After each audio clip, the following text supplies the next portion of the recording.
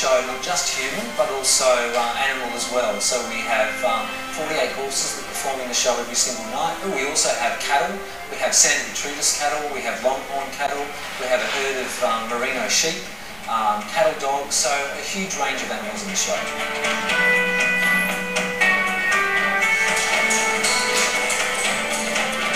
I'm the horse master for the venue here, and my job is basically being responsible for the selection of the horses, the care and maintenance of the horses and their welfare, and also the cast of making sure all the riders and horses are matched up correctly. I actually started when I was 5 years old. My grandfather introduced me to Smokey Dawson, and ever since that day I just love horses and been working with them. It's all about driving in the environment, letting them feel the lighting, the sound, the spotlights, and the noise factor. Like we have 1,000 people in there, a lot of noise from the sidelines, and we just let whatever noise comes our way.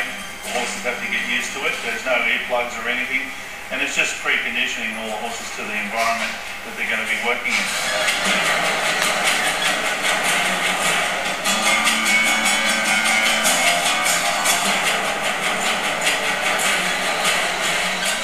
What we were just doing then, we were just using a trainer, or Wendy as she's known. It's a lot easier to get the technique right, and then that way the horse is not going to suffer in the real training aspect of it in the show.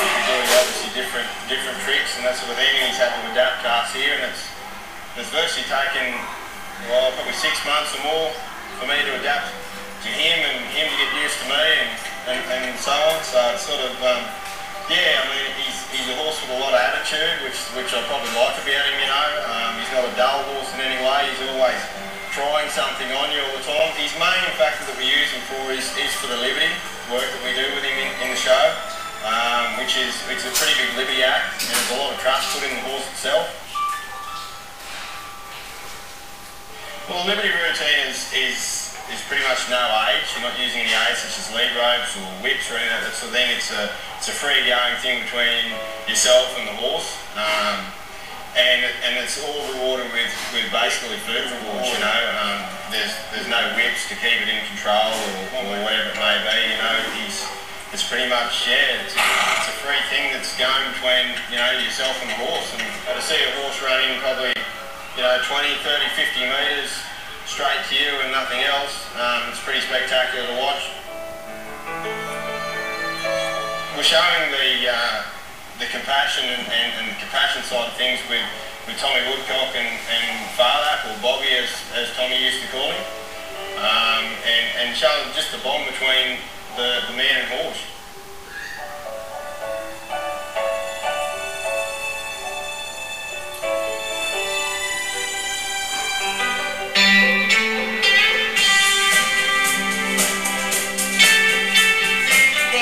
Dog in the pre-show, as the theatre's moaning, the dog is on the arena with Bluey, and then at the opening of the show in the first scene, they come on and they do some fun stuff with Bluey. There's been quite some challenges to get the dogs into this show.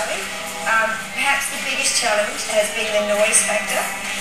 The whips are the worst thing. We've got in the pre-show while the theatre's loading, Bluey is setting off, I think it's gelatin, so we get this lit fuse that fizzes and makes a bit of a noise. We tend to introduce it while they're playing, so that they can get used to it in a really positive way, so that it becomes like a background noise that just keeps playing.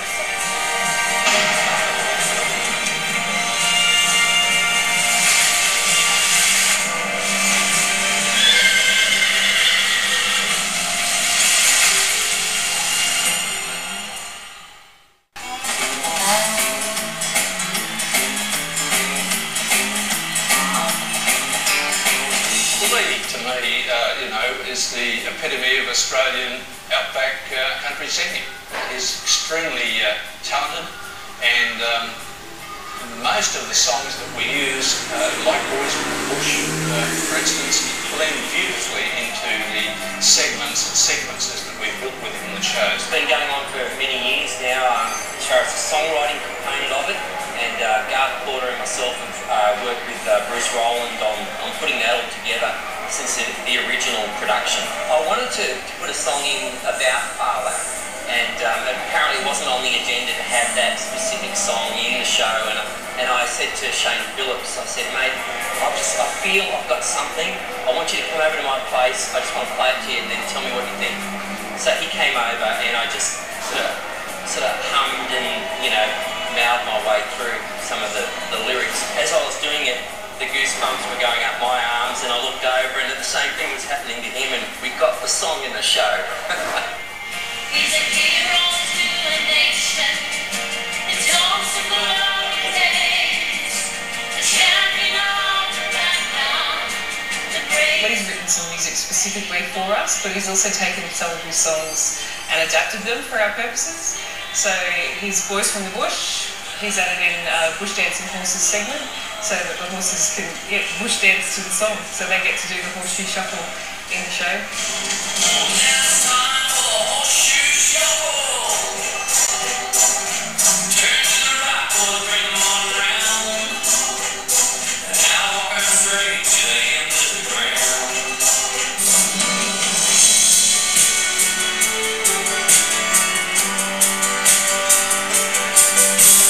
It's a partnership we're very proud of.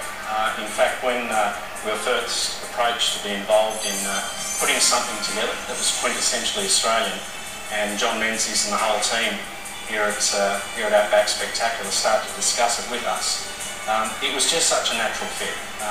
RM, the man himself, had a true passion about promoting outback heritage, about promoting the lives of the people in the bush, so that a lot of the people in the city had a far clearer understanding. And with his love of horses and the way in which he went about life, which in a lot of ways is a bit like this show. It is cavalier, it is exciting, but it's got a wholeness to it, which is about, the humanity and that sort of interaction with a horse that's very unique. I got brought up with the movie Father. My grandfather was a jockey and he made us watch that movie. So it's a bit special to me that I get to play a role in that as well.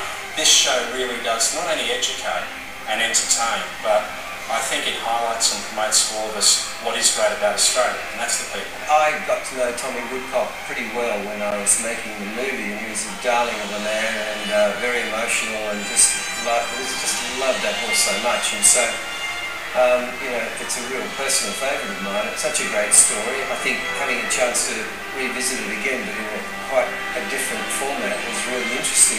I'd like to think the audience takes away what they had in the last two productions, just a great sense of pride in Australia and our heritage and our culture, and they just walk out casting a longer shadow. For more information or to book, call 133 386 or visit myfun.com.au. Thanks to a dedicated creative team, the best performers in the country, the best riders, and of course the animals themselves, an Australian legend lives on. There is no place on earth like the Australian Outback, and there is no show on earth like Australian Outback Spectacular.